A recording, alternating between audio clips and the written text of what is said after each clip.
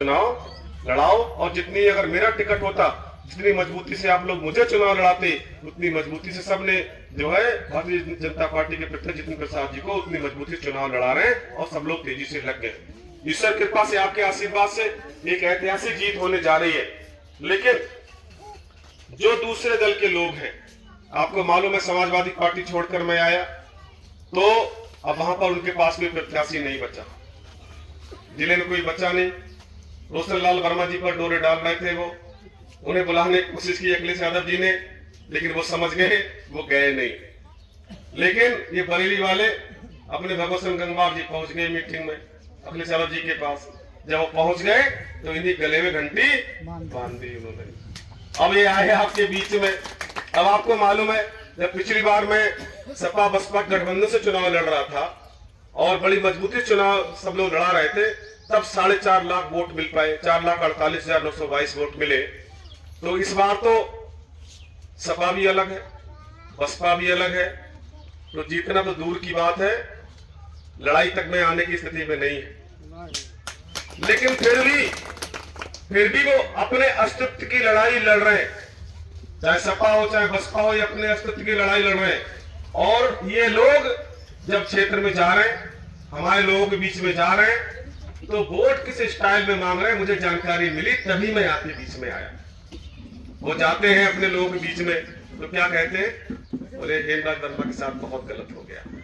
ये कहते हैं ना, कहते बोले बहुत गलत हो गया, हेमराज वर्मा की राजनीति खत्म कर दी, हेमराज वर्मा को खत्म कर दिया, बहुत बड़ा धोखा दे दिया बीजेपी ने, और ये कर दिया वो कर दिया, बड़ी हमदर्दी दिखाने की कोशिश कर रहे हैं।